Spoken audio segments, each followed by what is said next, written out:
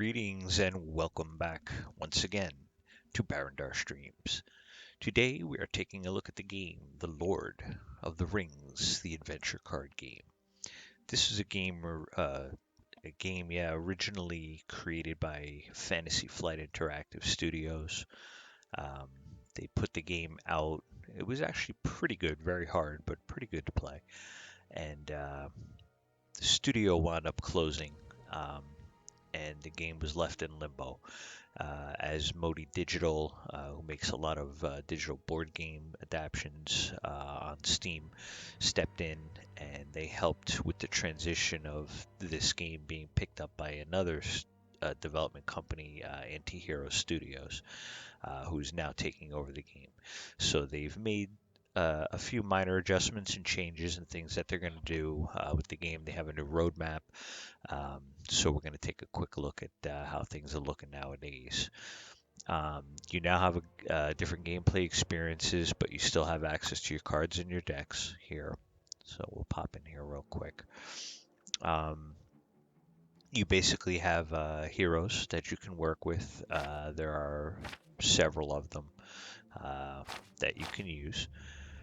Each one would pretty much be representing a deck. You can have 3 decks worth of cards with you, 3 different heroes that can go on a mission. So each hero is tuned to a different sphere, which deal with the type of cards that they're playing, which we'll get into. All right. As you can see, these are your cards here. You'll see by the colors they represent different spheres in the game. So purple, for example, is leadership cards. So anything purple will deal with leadership. So you would need a hero in purple who deals with leadership in order to gain 1 leadership, right? Then anything with 1 leadership I would be able to put into the deck. If I wanted 2, I would have to have 2 purple heroes, such as Dwalin and Aragorn, in the 3 card deck that you start with. So you have some options depending on what type of cards you like to play with, and there are hundreds of cards there to use. Plus, you can build your own decks. You can look at the enemy decks and whatnot. Um, Basic on the cards. Cards will all grant different abilities and whatnot. Some of them will deal with actual gameplay and combat. So the number up here in the top left corner is the how much it costs to play the card. Each turn you'll get a certain amount of points to play, and they'll increase as the turns go on. If you save points, otherwise you'll have to use different abilities to increase it. And then once you reach the amount of points, you're able to place the card out on the board and use its abilities. So the number on the left, the axe, especially on the heroes, would represent their attack power. Number on the right would represent their hit points in red. And the number in the middle is it's a special. A lot of the cards in the Sauron gallery have these threats. And this card will remain on the board until this number is cured. So in order to attack this card, you would have to attack it with your yellow points here, which makes certain characters better against combat and certain characters better against those types of events. So it's nice to have a variety within your deck.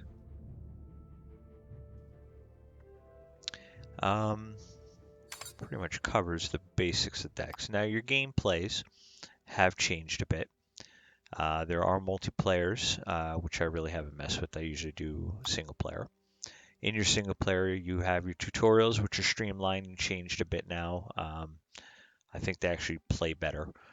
The overall gameplay seems a little smoother now, as well as you actually have a chance to clear missions, because before it was beyond difficult.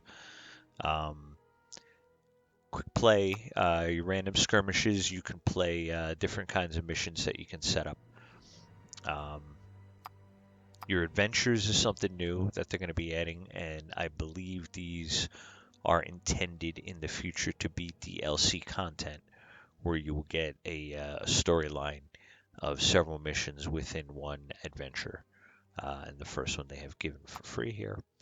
Your campaigns are the standard ones that are there. They increase in difficulty. Each one has several missions within to complete it. As well, the tutorial has 5 missions to go through, which set up the whole story of the game. And the encounters on the end here is for advanced gameplay. So they're very, very difficult missions. So you really got to know what you're doing in order to survive those games. So if we take a standard campaign, let's take the first one here, the Shadow's Reach, which is the next part after the very first one. You can check your rewards, see what kind of things you get when you first complete it. I've played this campaign with the previous developer. They've changed it a bit, so I don't know how it's going to roll. We'll take a quick look at it. We're going to run standard difficulty. We're going to use the standard deck that's given. You can change your different decks here.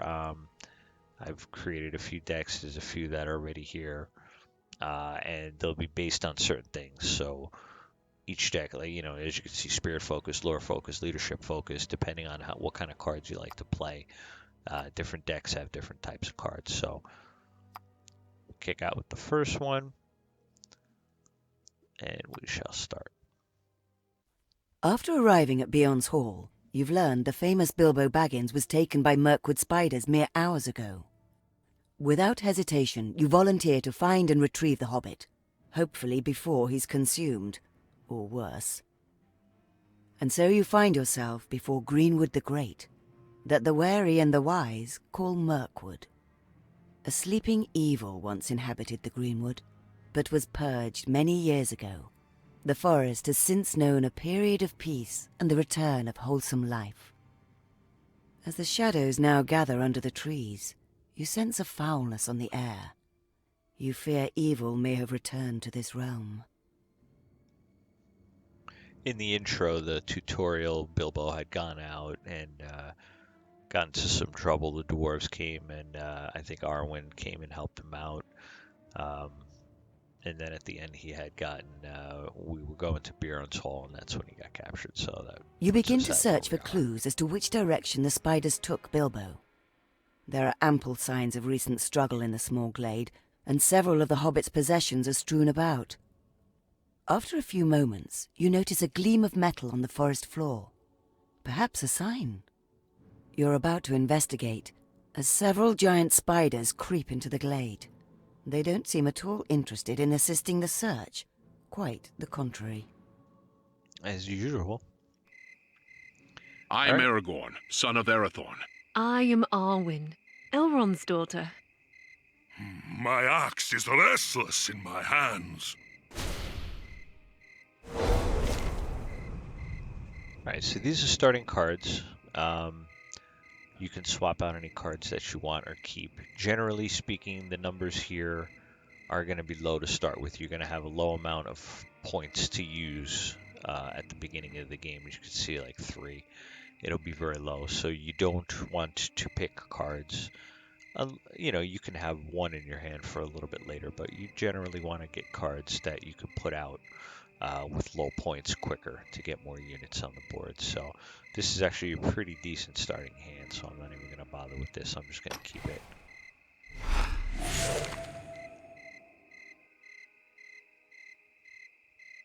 Okay, so you either have to resolve this event here or defeat every enemy that comes into play.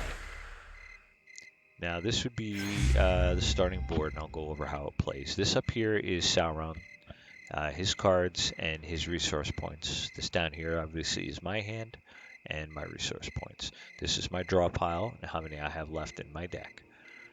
He has many more cards, so it doesn't really matter. The other two affecting things are the threat meter and the fate meter here on either side of the board. The threat meter at each interval has a bad effect that comes into play. So once this threat meter hits 35, this thing is going to come into play. So this Brood Elder is going to pop in with 6 health, does 3 damage, and it gives an extra health to every spider on the board. So nasty, nasty. So you want to try to keep your threat down as much as possible. Certain events and creatures on Sauron's hand will increase that threat meter. If it makes it to 50, the game's over. The starting threat is the number based on your player. So Aragorn has an 11 threat to start, Arwen a 9, and Gimli a 10. So altogether, that puts us at 30 out of 35 altogether. So the stronger your leader, the more threat that you're going to get as well. So on the board, we have this event here, the Glint of Steel. This is the event we need to finish to beat the game or kill all our opponents. It will cost 8 points worth of willpower in order to clear this. So instead of an attack, I can dedicate, for example, Arwen to hit this, and her 3 will come off of the 8. So as you can see, we have 3, 4, 5, 6 points to start with. If I threw everything I had at this, I could get it down to 6, but we're going to get hit by all these spiders as well. So on the board, he's got a hatchling, nothing big, and the forest spider, nothing big. And right now I have my heroes to start with. Each hero also has a power. As you can see, a free action, I can use it to ready Aragorn, which means after he attacks, I can prepare him and he can make a second attack during the turn. Arwen, an upkeep happens at the beginning of your turn. The very first phase, you'll get an upkeep phase, and she will automatically heal somebody. And Gimli, as soon as the first character takes damage, his attack power increases from a 2 to a 3. Each character also has the option to defend. If you place the defense button on, or a certain card has the guard option, they will get a shield around them, and they will become the focus target. No other creature, unless they have an ability that states otherwise, can attack anybody but the person who's on guard at that time. Once the guard is hit once, then the guard is broken, and then the enemy can attack as normal. But this also goes for you. You cannot attack an enemy that has a guard, unless if they have a guard out, you have to attack that creature first. Flying enemies, you can attack with an archer. They can hit. Archer's probably the only one that could hit somebody that's not. The archer has an ability where they can reach. But let's see what we got. You also have, before I forget, we also have items such as this weapon here, which I can equip on a hero. Each hero has 2 slots available to them, one for an item and an armor, for example, and for a weapon, which you can put on any hero you want at any point in time. There's a whole bunch of different ones. For example, a shield here gives you a block, which reduces damage, that type of thing. All right, now a card like this here, a preparation card, you could play this so that, the next time an enemy plays a card, it actually gets thrown out. Lancers, there's some good cards I have in my hand. All right, so here's what we're going to place the advanced one. Now Sauron will go and make a move. He decided to attack Gimli with the spider. Now, once the spider has made his attack, he goes gray because he's exhausted for this turn. So unless he gets unexhausted through an ability or a card on Sauron's part, he will be unable to attack for the remainder of the turn. And he, as well, will also be fodder for my dwarves. Now, since there's 2 of these guys still available, but I also want to get somebody on the board, I am going to place out my Lancer. Run them down! Alright, now the Lancer is ranged, so he'll be able to hit from a distance. So first thing we're going to do is we're going to attack our remaining spider. Knock him down to 1. And then we can pretty much clean up house here. Now Sauron throws out a card, which is a treachery card, which is almost the same thing as the preparation card that I have. So now when the conditions of that card are met, it goes into effect. So if it says, I can't play a card or I can't do this or something, it's going to activate. So we're going to try to place my warrior sword on Aragorn. Sauron passes. Alright, so now that he's passed, he can no longer play any cards. and his point will get reserved for next turn. Plus, he still has that treachery card in play as well. I have my card, but I'm out of points here. But I still have 2 characters that I can play with. So Arwen is going to attack our main goal to progress that down to a 5. Aragorn here is going to be able to get 2 attacks. So I'm going to kill this guy. serve no man. Actually, no, because I ended the round, so I would have to do it beforehand. Going to heal him.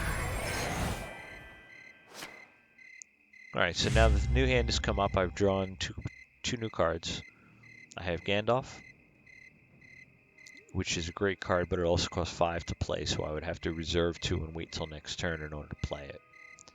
I have a sneak attack, which is pretty good. I like this shield, though. Alright, so first thing we're going to do is kill this guy. Alright, so our options were to clear the quest or to kill all of our enemies, and fortunately I was able to kill it before his turn. So we have now found Sting. So now Sting gets added on. We've completed the goal and we can leave. Every turn that we wait, this threat meter is going to increase. So you want to get out of here as quickly as possible. So we're going to try.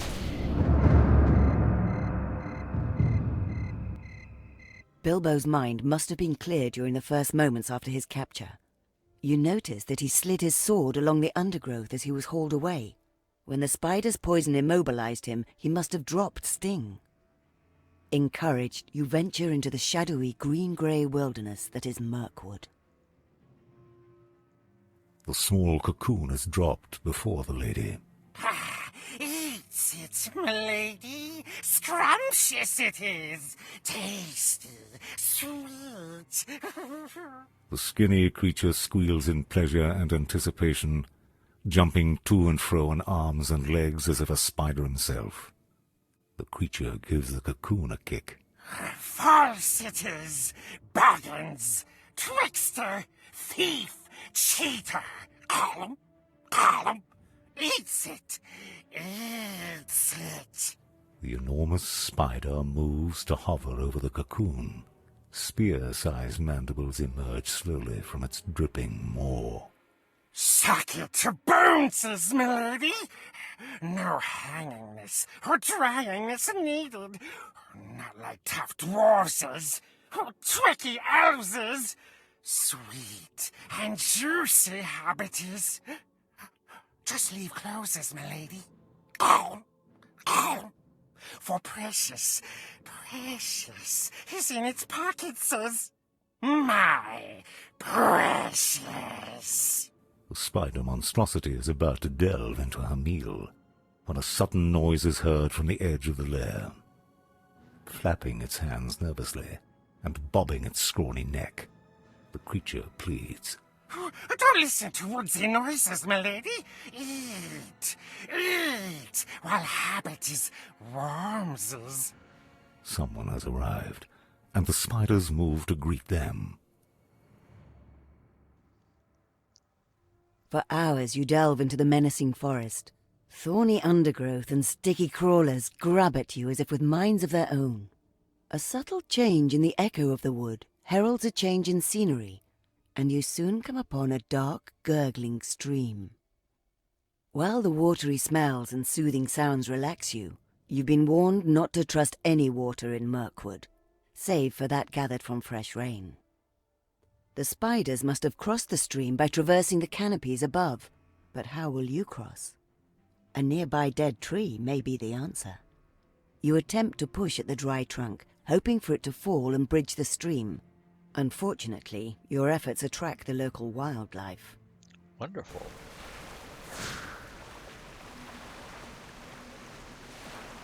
Alright, gotta find a way across this stream now. Any units that you had on the board that did not die will carry over to your next board. I will heal. Draw my 2 new cards. Okay. The fate meter on the left-hand side is pretty much the good version of the threat meter. So each specific number on here represents how many of our willpower points we distribute to it. So just like spending points to hit a goal, such as this, one of these dangers, you can instead put your move into the fate meter. And when you do, it will build it up, and when you decide to activate it, you will get the benefit. So this particular benefit here removes pursuit from an enemy. Pursuit is if the enemy is still alive at the end of the turn and you travel to the next board, it will follow you. Or restore 2 health to 1 character would be the option. The more points you put into it, the higher up, the better the options that you have for fate. Some of them are specific to the area, as these are. So if you don't use them in this area, they will be different in the next area. Same thing with this side for the most part. Alright, so we now have a flying unit on the board as well. So this would need to be attacked by a ranged unit, which is what I'm going to start with here. Now we are playing a lot of points here, as you can see. 6 and 7, so this is going to be a dangerous round. Alright, obstacles keeping you from engaging any other obstacle. This is a blocked path. So in order to get to the stream over here, I first have to unlock this, which we're going to put Arwen to work on that at some point. We need to take out that. Let me see what I have in my hand. I got Archer.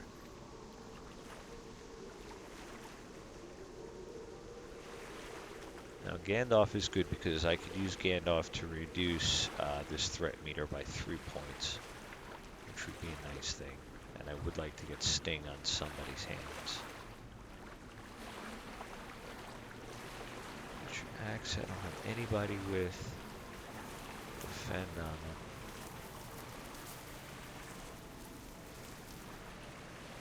So here's what I'm going to do. We're going to put Gimli on guard, which forces him to attack. When you attack someone with guard, the guard person also gets a shot back at you. So I was able to eliminate him that way. So now I'm going to put Aragorn. I serve no man. Alright, this is my advanced warning card that I had played last turn, which was sitting there waiting to go into effect. So once he played a card, it automatically gets exhausted. Nothing he could do. Now, Aragorn, his special ability, as I was saying, I can activate this, which uses one of my points. Maybe that's why I couldn't do it. I was out of points. So I use one of my points, one of my resources here, and now I've re-readied him, so he's able to do something again this turn. So we will use him to take out. He cannot stand alone! Sauron still has a lot of points. So you just put a Mutter in play. Look at her. Great. And threat's still low though. I'm gonna play. For Rivendell! Alright, so the block is clear. Now we can get to the tree and knock it over. It costs 6 points to do it. I'm still a point ahead of him. Get somebody else on the board that can help me. Let's see, 5 points. I could do Gandalf. You know what? I think I will throw Gandalf out there. Why not? I There is am a limit down servant of the secret total units you can have fire. on the board. I don't remember if it's 7, 8, 6, 7, 8, somewhere in that ballpark. Alright, I can either draw 3 cards, deal 3 damage. I'm going to take 3 off the threat meter, which is really nice.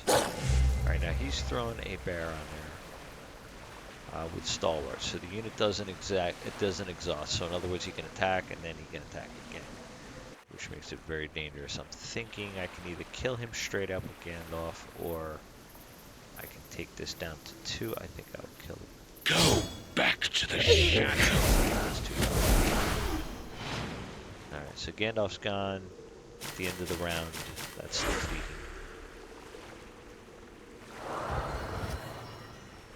Arwen shall heal you.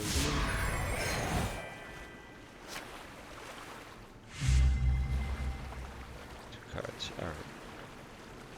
So they both have 2 health.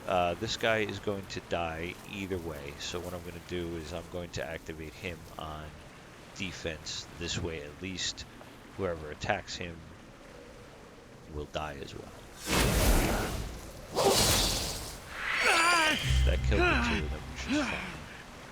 Consider that an even swap.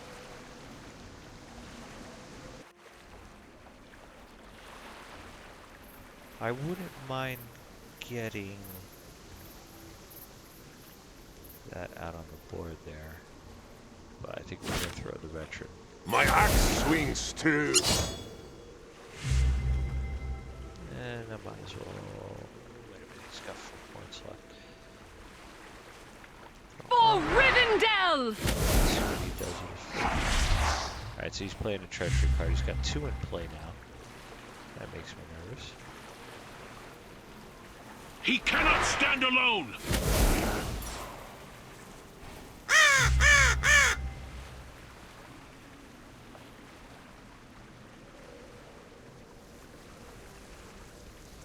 You can only attack this guy with a ranged character.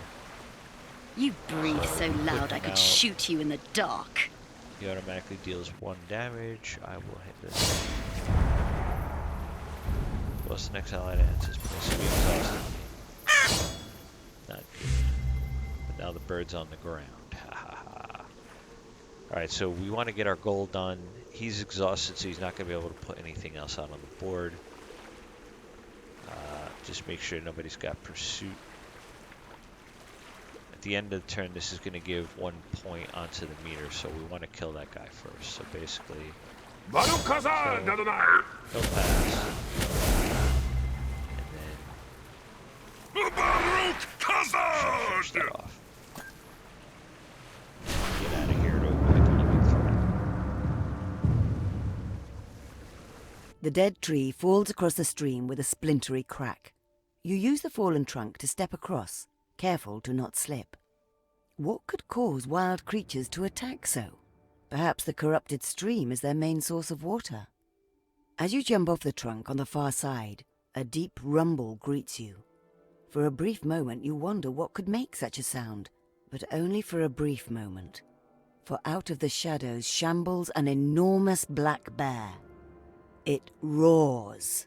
The sound is staggering. It fills the air like a living thing, terrifying and primordial. The impact of the roar sends you reeling backwards, almost into the stream. It charges, an avalanche of fur, teeth, and claws. And death, no doubt. Okay.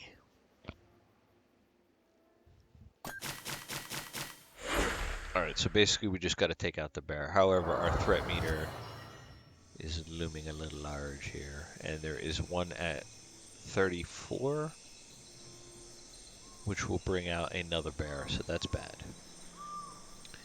Alright, I'm going to heal my archer. And pray I survived. Alright, the guard of the Citadel has guard to start with. So he can take the brunt of the shot from this guy is what I'm going to do. I'm going to place him out. My lord Denethor! Force the bear to attack. Alright, so that was the bad part. So now we can start chipping away at this big guy here. What else have I got to work with? He still has 3 points, so he's going to put something else out. I'm thinking I should get a quick shot in on this guy now. Probably a good idea. Let's attack here. Hammer and tongs! Let me see that. Upkeep, deal 1 damage to 1 random character. So if I pass the turn over, he's going to deal 1 damage to somebody, probably him, which would kill him out. At the end, he restores a hit point if he's still on the map. So let's see, 3, 4, 5, 6, 7. I have more than enough damage. I could put this bear down here. He cannot stand alone! It'll cost me a guy, but that's okay. Now we're going to activate his power. Taking another I shot at the serve big guy. no man. Make Sauron nervous. Alright, so you put a block out there, bastard. Oops. As you can see, that it reduces 1 damage by each. You can see how many items. So you can put a couple more items. They've expanded it. Or I don't remember correctly, one or the other. Either way, we need to do 2 points of damage to him. And as you can see, I only got 1 point and 1 point. So I'm not going to be able to take him out. That was a smart-ass move. However, it doesn't cost me anything to place my warrior sword.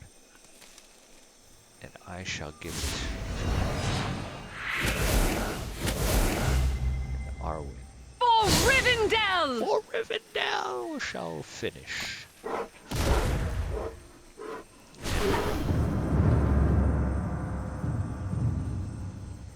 Well played. Before the monotony of the forest claws at you again, you come upon a sudden clearing.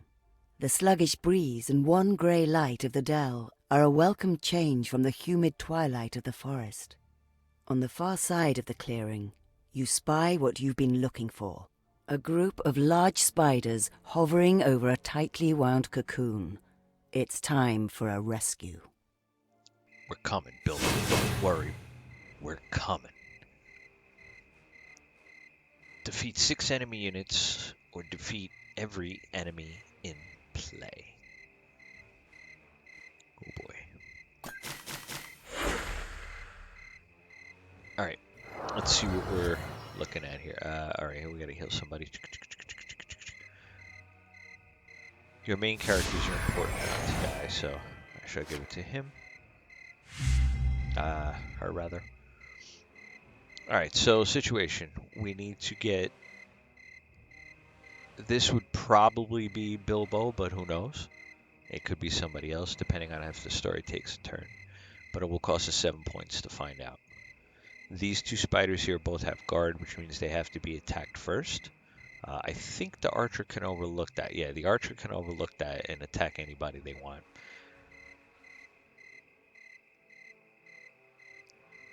Without getting hit back, which is a good thing. 4, 2 damage. 6, nobody's going down easily, that's for sure. We'll wait on that. That'll give me a free resource point.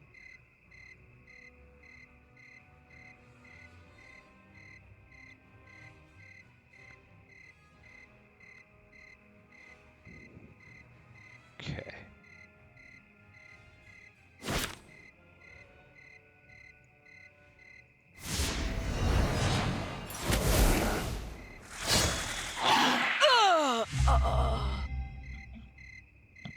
As expected, but that's fine.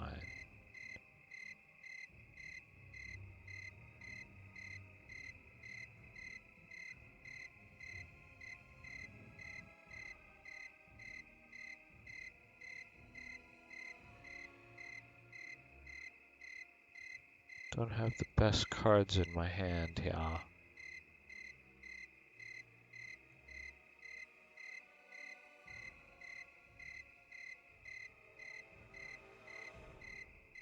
Probably gonna attack. Well, I figured he would use that guy. That's fine though.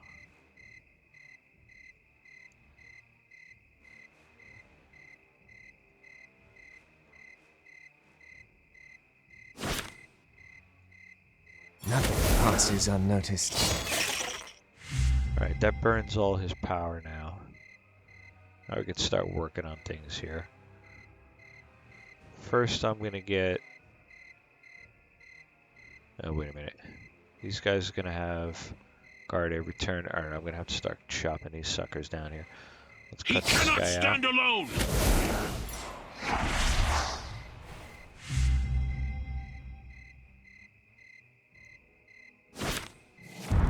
Damn. Figured sooner or later. That's fine though.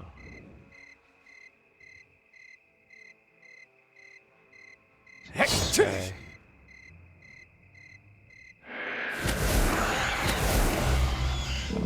past. I'm pretty much tapped out, so we're gonna For go Rivendell! hit that. Baruch Khazad! That's all I could do.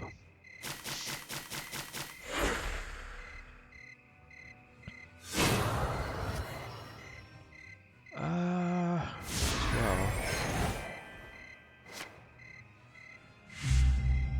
Self-preservation's a good card. Alright, let's see. He's going to do 1 damage to anybody. He'll do 2 damage to somebody. So I might as well put him on defend again. Take him out. Drop my guard down, which will For put him the White City! Treacherous Falcons plays to discard 1 random card. That's fine. Take it. Beautiful. Alright, so that kills. Poison by spies. Next character is spider damages, but doesn't defeat, is exhausted. Screw you. That's fine. Alright, so our win here. For Rivendell! Rivendell are. That's not bad. That's not good. That's gonna put another threat meter. That's fine. I can live. Oh, wait a minute. Damn. Playing nasty on me, huh?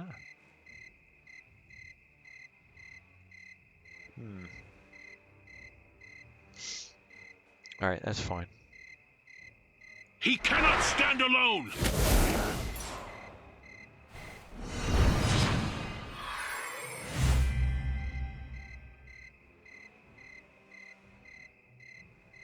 The Dunedain shall stand up again. Alright, so I have 1 and 1. I have more than enough. 1 and 1 and 3 damage. Won't be enough to finish him unless I split up the damage. I guess I could wait till next turn to get my boy out of trouble. So... I serve no man! Finish the clown. Hammer and tongs! Ooh, actually, that's all I needed to do. Look at that. Look at how easy. The lady Thought and I her would have to brood are finish it gathered all. at the edge of their lair. A band of orcs and goblins have emerged from the trees. Some heave empty wagons. Others carry torches. A huge orc trumps to stand before the lady. The moon is full, Spidey. Uthak comes to collect. He snarls. The lady chitters at her lieutenants, who rush back into the webs. The spiders soon return with web-wrapped cocoons, depositing them in front of the orc captain. Goblins rush to gather the cocoons, loading them into carts. As the last cocoons are loaded, a hooded goblin begins screeching at Uthak, pointing to a parchment full of hash marks. Uthak glares at the yelling goblin for a moment, then blinks and pivots back to the lady. We won short, Leggy. The orc's grainy voice is mild, but laced with promise of violence. Cold masters don't like short. Uthak don't like short. We had deal. After recovering, Will Elk thanks you profusely. Over the past few months, he tells you, a number of tribesmen have gone mysteriously absent. He suspects they've fallen prey to similar circumstances, but offers no explanation as to why the great spiders have suddenly become so daring. Afraid to return home through the forest alone, Will Elk offers to join you, and suggests which direction the spiders were taking him. Somewhere under the never-ending trees before you, an old hobbit awaits rescue, or doom.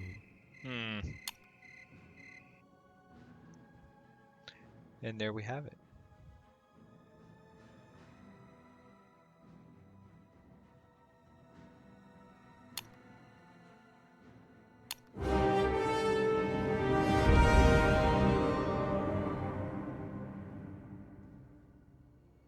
Pretty good. All of heroes, blah, blah, blah. Continue.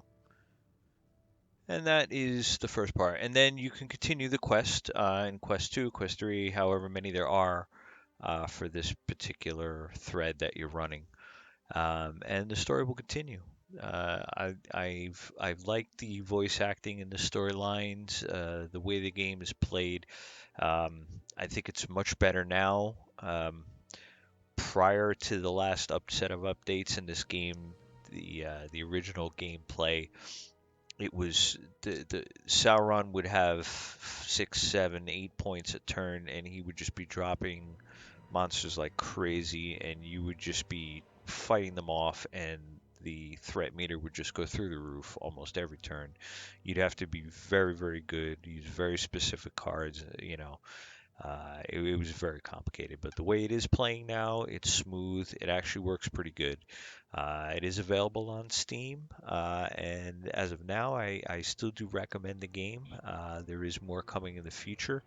The roadmap is available in the discussions section on Steam, as well as their Discord and other channels that you can contact them on development of the game. But as it is standing right now, decent game, worth the buy. All right, and this has been Barandar Streams, and I thank you for watching.